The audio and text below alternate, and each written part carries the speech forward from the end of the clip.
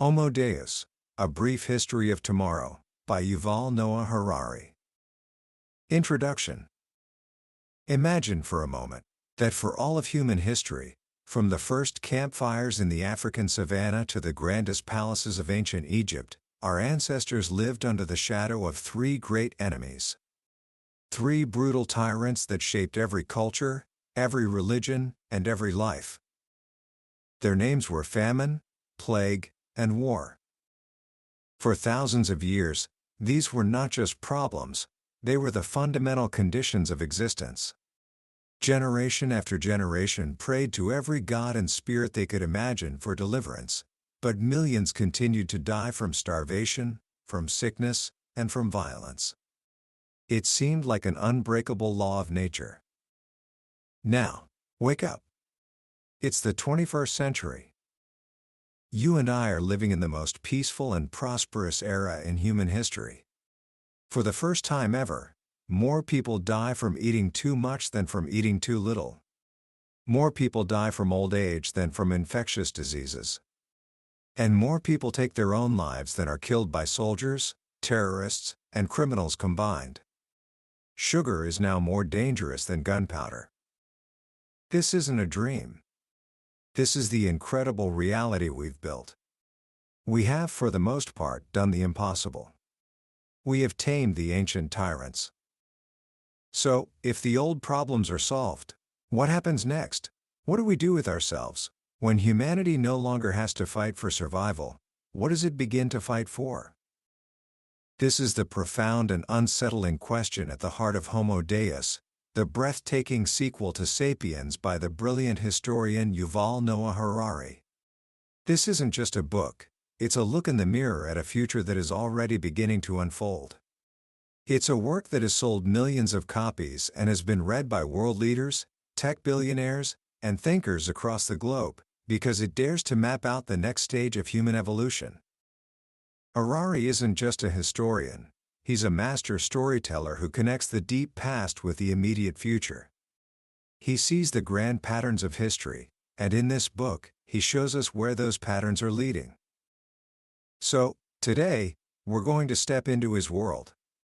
I want to share with you the new human agenda as Harari sees it, the incredible, and perhaps terrifying new goals humanity is setting for itself. By the end of our time together, you will understand the three great quests that will define this century: the pursuit of immortality, happiness, and divinity. And more importantly, you will understand how our attempts to become gods might just be the very thing that makes us irrelevant. This is the story of our tomorrow. Let's begin. Book summary. So where do we start? We start with today. With the incredible fact that we've managed to rein in famine, plague, and war. Harari is very clear on this. He's not saying these problems have vanished completely. Of course, there are still hungry people, there are still terrible diseases, and wars are still fought. But their nature has changed. They are no longer incomprehensible, uncontrollable forces of nature. They have become manageable challenges. When a famine breaks out today, we don't shrug our shoulders and say, well, that's God's will. We feel that somebody, somewhere, screwed up. We set up a commission of inquiry and promise to do better next time. And we usually do. In the past, a drought in one valley meant starvation. Today, it means a business opportunity for global trade. We can ship food across the planet faster than ever before. And disease? The Black Death wiped out over a quarter of Eurasia. When smallpox arrived in the Americas, it killed up to 90% of the native population. These were invisible armadas, and for centuries, we had no defense. But in the 20th century, we developed vaccines, antibiotics, and a far better understanding of hygiene. Global child mortality is at an all-time low. We even completely eradicated smallpox from the face of the earth. When a new threat like AIDS or Ebola emerges, we see it as a technical problem to be solved, not a divine punishment to be endured. Even war is disappearing. For most of history, Peace meant the temporary absence of war. When we say there is peace between France and Germany today, we mean that war between them is simply inconceivable. Nuclear weapons made war between superpowers an act of collective suicide. And perhaps more importantly, the economy has changed. Wealth used to come from material things, gold mines, wheat fields, oil wells. You could conquer those. Today, wealth comes from knowledge. You can't conquer knowledge through war. You can't invade Silicon Valley and loot the code. This is the new reality. We stand on a mountain of achievements our ancestors could only dream of. And from this vantage point, with the old enemies vanquished, humanity is lifting its eyes to new horizons. So what are the new targets on the human agenda? Harari argues they are immortality, happiness, and divinity. Let's start with the first, and perhaps the most audacious, the quest to overcome death. For our entire history, death was the domain of priests and philosophers. They told us that death was inevitable and gave our lives meaning. But modern science sees it differently. For modern science, death isn't a metaphysical mystery, it's a technical problem. You don't die because God decreed it. You die because of a technical glitch. Your heart stops pumping blood because not enough oxygen reached the muscle. Cancerous cells spread because of a chance genetic mutation. A virus settled in your lungs because someone sneezed on the subway. These are all technical problems. And every technical problem has a technical solution. We don't need to wait for the second coming to overcome death. A couple of geeks in a lab can do it. If your heart stops, we can restart it with electric shocks or even implant a new one. If you have cancer, we can kill the cells with chemotherapy or, one day, with nanorobots. This isn't just a fantasy. In Silicon Valley, the mission is already underway. Google launched a company called Calico with a stated mission to solve death. Tech billionaires like Peter Thiel have openly confessed they aim to live forever. He famously said you can accept death, deny it, or fight it. And he chooses to fight. Now, this doesn't mean we'll become truly immortal, like a god who can't be harmed. It means we could become immortal. As long as a bomb doesn't blow you to pieces or a truck doesn't run you over, your life won't have an expiry date.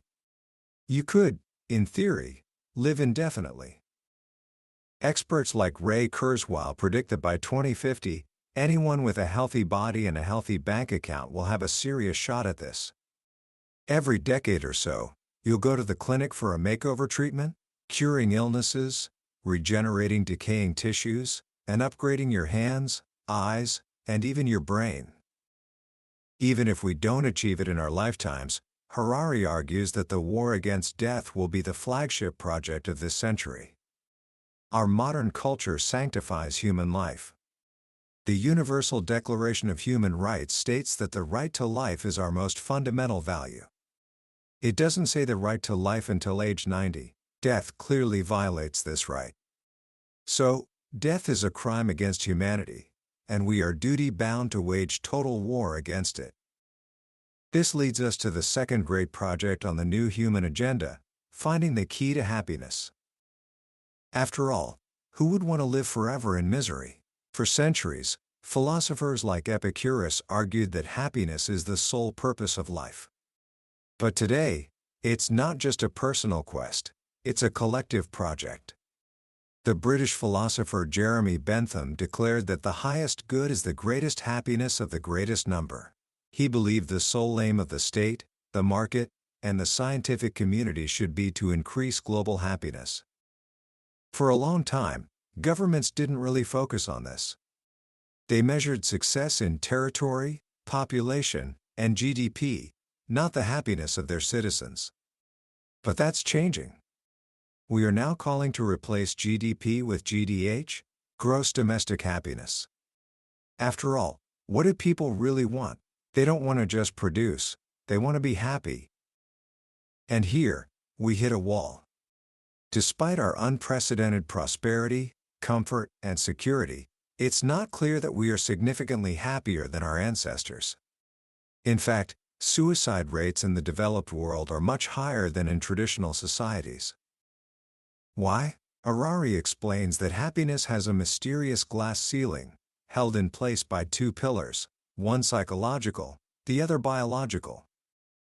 The psychological pillar is about expectations. Our happiness doesn't depend on objective conditions, but on the alignment of our objective conditions with our subjective expectations. The problem is, as conditions improve, our expectations balloon. When you get a new smartphone, you're thrilled. But a few months later, it's just the new normal. And you start dreaming of the next model. Our achievements bring us a surge of happiness, but it quickly subsides, and we are left wanting more. The biological pillar is even more formidable. According to the life sciences, our happiness and suffering are nothing more than the balance of bodily sensations, determined by our biochemistry. We never react to events in the outside world, like getting a promotion or winning a game. We only react to the sensations in our own body. Winning the World Cup doesn't make you happy. It's the storm of pleasant sensations, the chills, the waves of electricity washing over your body, that we call happiness. The problem is, evolution did not design us for constant bliss. It designed us to survive and reproduce. Our biochemical system rewards us with pleasant sensations for actions conducive to survival, like eating and mating. But these feelings are fleeting. They are a sales gimmick to keep us striving. A squirrel that ate a single nut and felt blissful forever wouldn't bother to look for more nuts or mates. Its blissful genes would die with it. Our genes, on the other hand, belong to ancestors who got a quick hit of pleasure and then went right back to searching for more. So if our happiness is determined by our biochemistry, and this biochemistry is designed for survival, not for lasting contentment, what's the solution? The only way to achieve lasting happiness, Harari argues, is to re-engineer our biochemical system. And that is exactly what we have begun to do. We take psychiatric drugs not just to cure debilitating illnesses, but to handle everyday sadness. We give stimulants like Ritalin to millions of healthy children to help them focus and meet growing expectations. We are trying to find the shortcut to happiness by manipulating our brain chemistry. This leads us to the third and most profound project on the new human agenda, upgrading ourselves into gods. Attaining divinity. This might sound like science fiction, but Harari defines it in very practical terms. When we talk about becoming gods, he says, think of the Greek gods like Zeus, not the all-powerful biblical God. They had their flaws and limitations, but they could do things on a much grander scale than mortals. They could design and create living beings, transform their own bodies, control the environment, read minds, and, of course, escape death. Humans are now in the business of acquiring all these abilities. The quest for immortality and happiness will force us to gain godlike control over our own biology. If we have the power to engineer death and pain out of our system, that same power will be sufficient to engineer our bodies and minds in almost any way we like. Harari outlines 3 paths to this upgrade. 1. Biological engineering. This involves intentionally rewriting our genetic code, rewiring our brain circuits, and altering our biochemical balance. It's taking the old Homo sapiens body and turning it into something new. 2. Cyborg engineering. This is about merging our organic bodies with non-organic devices, bionic hands, artificial eyes, or millions of nanorobots navigating our bloodstream to diagnose and repair problems. A cyborg could exist in multiple places at once. A doctor in Stockholm could perform surgery in Tokyo and on a Mars space station simultaneously. 3. The engineering of non-organic beings. This is the boldest path. It dispenses with organic parts altogether. It's about creating completely non-organic life, intelligent software that could surf the virtual and physical worlds, free from the limitations of our organic chemistry. Once we start down these paths, Harari says, Homo sapiens as we know it will disappear. A new kind of history will begin, one that we cannot even comprehend. But before we get there, we need to understand the philosophical engine that has been driving all of this. What made us believe that we even have the right to pursue such goals? The answer lies in a story we've been telling ourselves for the last 300 years. It's called the Modern Covenant. The deal is simple. Humans agree to give up meaning in exchange for power. For most of history, we believed we were actors in a grand cosmic drama, written by gods or the laws of nature.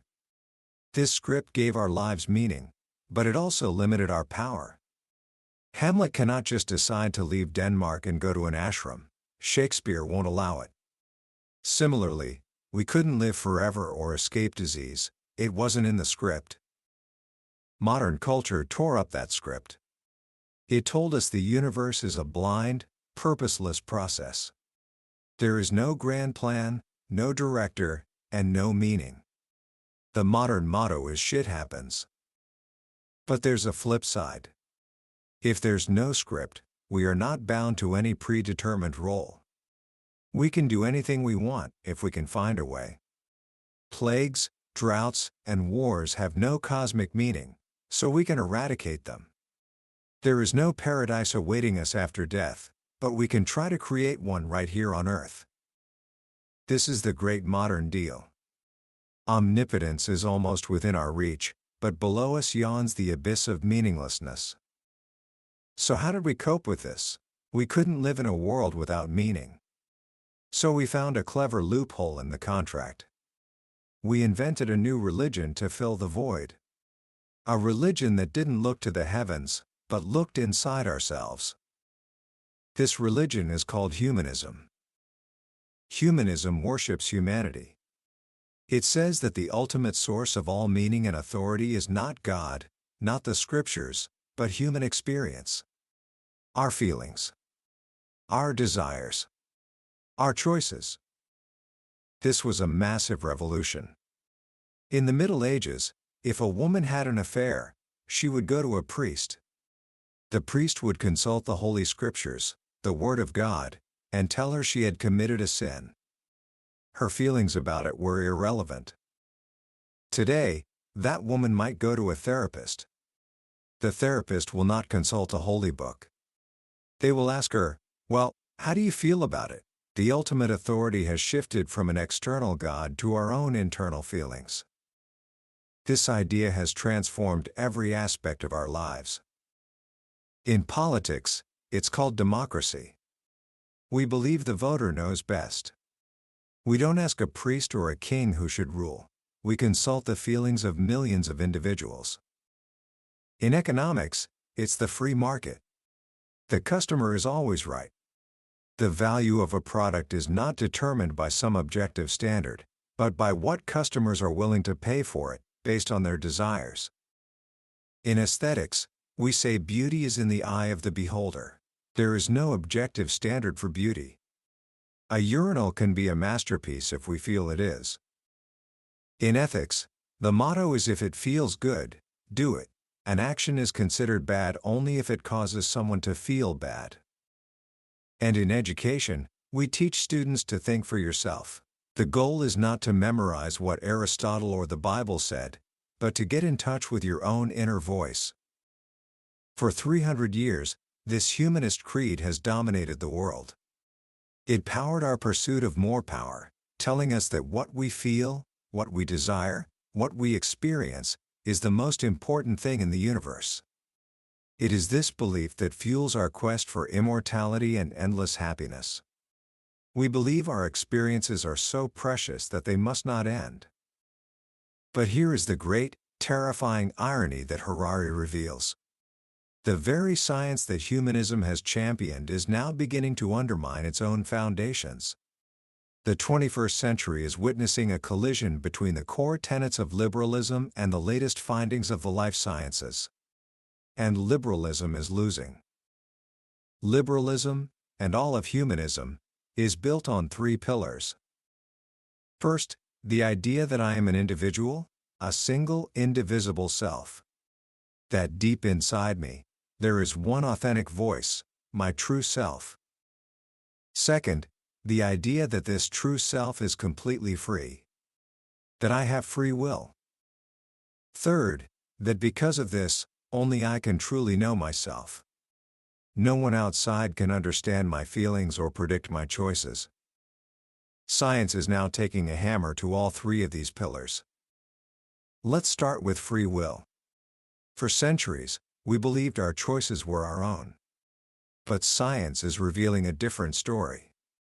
Our decisions are the product of electrochemical processes in the brain, shaped by our genes and our environment.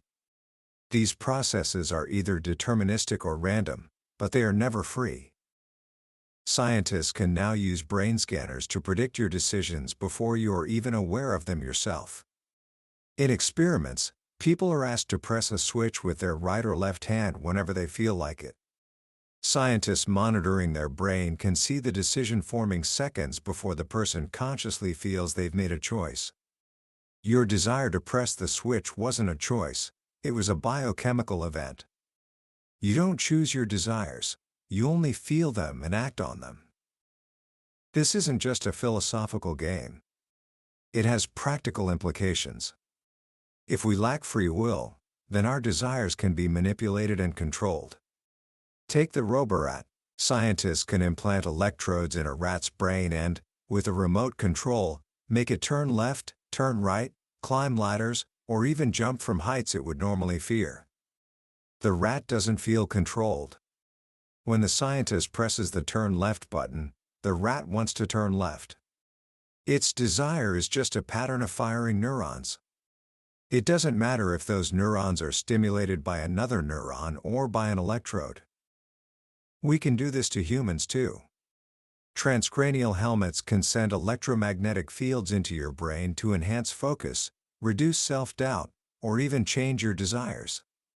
The sacred human will is becoming just another product that can be engineered.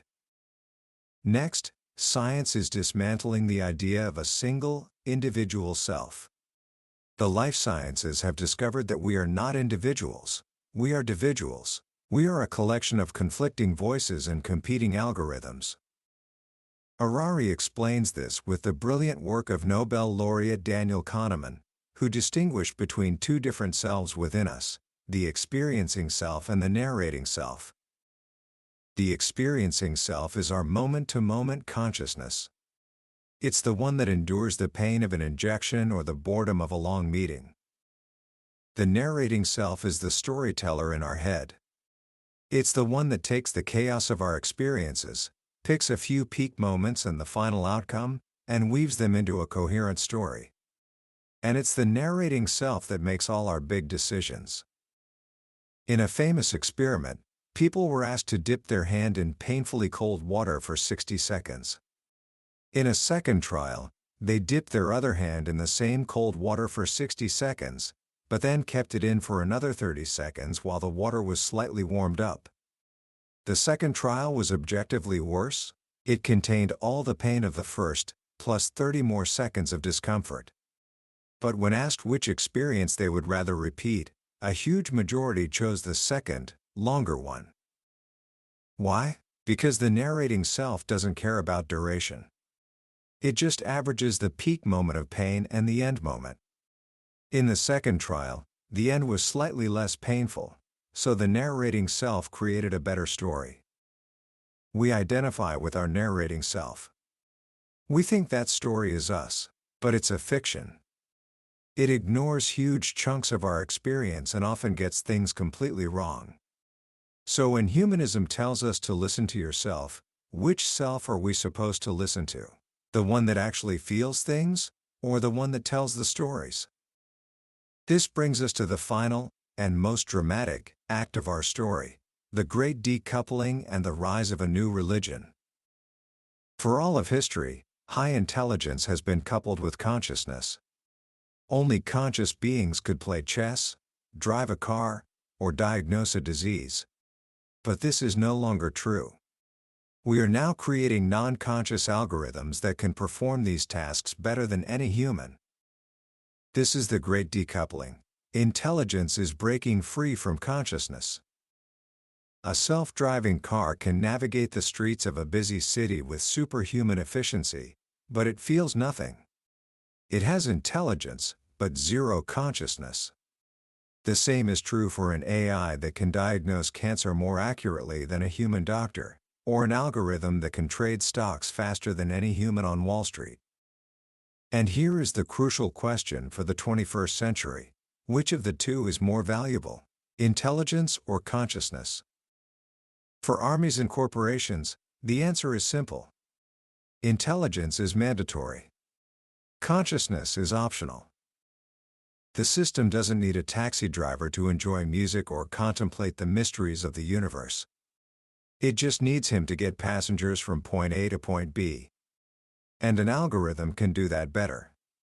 The system doesn't need a doctor to feel empathy for a patient. It just needs her to make the correct diagnosis. An AI can do that better. As algorithms push humans out of the job market, we may witness the creation of a new, massive useless class, people who have no economic or military value. What will they do all day? Perhaps they will spend their time in immersive virtual reality games, funded by a universal basic income. But in such a world, what is the value of human experience? What is so sacred about a person whose only contribution is to generate data while playing a game? This is where Harari introduces the next great religion, one that is already emerging from Silicon Valley. It's not a revival of the old gods. It is a new techno-religion called Dataism. Dataism says the universe consists of data flows. The value of any entity, whether it's a human, a giraffe, or a symphony, is determined by its contribution to data processing. From this perspective, Homo sapiens is just an algorithm. A very sophisticated one, to be sure, but still just a biochemical algorithm for processing data. And if we can create an electronic algorithm that processes data even more efficiently, then that algorithm will be superior to us, in the same way we are superior to a chicken. Dataism has a new supreme value, the flow of information. Its first commandment is to maximize data flow by connecting to more media and producing more information. Its second commandment is to connect everything to the system, including those who don't want to be connected. The greatest sin is to block the data flow. Death is simply a state where information doesn't flow. This religion tells us that our experiences are meaningless if they are not shared. A beautiful sunset has no value if you don't take a picture, post it on Instagram, and contribute to the data flow. The new motto is, if you experience something, record it. If you record something, upload it. If you upload something, share it. Dataism offers a chilling answer to the humanist pursuit of meaning. Humanism said we must find meaning within ourselves. Dataism says we cannot. We must record our experiences, connect them to the great data flow, and the algorithms will discover their meaning for us. And this is already happening. We trust Amazon's algorithm to recommend books, Netflix's to recommend movies, and Waze's to tell us which way to turn. Soon, we will trust an algorithm to tell us who to marry. Listen, Google, you'll say. I like both John and Paul. I'm so confused. What should I do? And Google will answer, I know you from the day you were born. I have read all your emails and recorded all your phone calls. I have your DNA and the biometric data from every date you've ever been on. Based on all this, I advise you to go with John, with an 87% probability of being more satisfied with him in the long run. When we reach this point, authority will shift from humans to algorithms. The humanist revolution will be over. We will move from a homocentric world to a data-centric world. This leaves us with three huge questions that will define our future. 1. Are organisms really just algorithms, and is life really just data processing? 2. What's more valuable, intelligence or consciousness? 3. And what will happen to our society, our politics, and our daily lives when non-conscious but highly intelligent algorithms know us better than we know ourselves? This is the precipice on which we stand. We are the last generation of Homo sapiens. In the coming century, we will either upgrade ourselves into something divine, or we will become irrelevant. Commentary. When you finish a book like Homo Deus, it's easy to feel a sense of unease, perhaps even a bit of fear. The future Harari paints is so radically different from the world we know, and it challenges some of our most deeply held beliefs about what it means to be human. But I think the real power of this book isn't in its predictions, but in the clarity it gives us about the present. The forces he talks about, biotechnology, artificial intelligence, the rise of algorithms, are not science fiction. They are here, right now, quietly reshaping our lives in ways we are only just beginning to understand. Every time you let Netflix choose your next movie, or let Spotify curate your playlist, you are handing over a small piece of your authority to an algorithm. You are trusting it to know your tastes better than you do. Harari's genius is to take these small, everyday choices and project them forward, showing us the logical conclusion of the path we are already on. He forces us to confront the big questions that our fast-moving technology is raising, questions that our political and social systems are completely unprepared to answer. What I find most powerful about his message is the idea that our liberal, humanist values, the very values that have given us so much progress and peace, are built on a foundation that science is now showing to be a myth.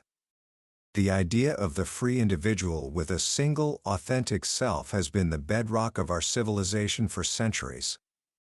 But if that individual is actually a collection of biochemical algorithms, and if that free will is an illusion, what happens to democracy? What happens to human rights? What happens to our belief in the sacredness of human experience? We don't have the answers yet. But Harari's work is a wake-up call. It tells us that we cannot afford to be passive observers of this technological revolution. We have to actively engage with it and decide what kind of future we want to build. So what can you do, right now, after listening to this? I think the first step is simple, but profound. Start paying attention. Notice how algorithms are already influencing your life. When your phone suggests a news article, ask yourself why it chose that one. When you feel a strong desire to buy something you saw online, ask yourself where that desire came from. Was it your authentic self, or was it a cleverly designed algorithm that knows your emotional triggers? The second step is to start a conversation. Talk about these ideas with your friends, your family, your teachers. The future of humanity is not something that should be decided by a handful of engineers and billionaires in Silicon Valley. It's a conversation that all of us need to be a part of. We need to decide, together, what we value. Is it intelligence, or is it consciousness? Is it the efficiency of the system, or the quality of our individual experiences? This book is not a prophecy to be passively accepted. It is a warning, and an invitation. An invitation to think more deeply about who we are, where we are going, and what we want to become.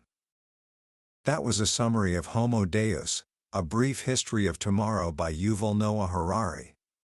We've explored the grand arc of his argument today, but I'll be honest with you, a summary can only take you so far.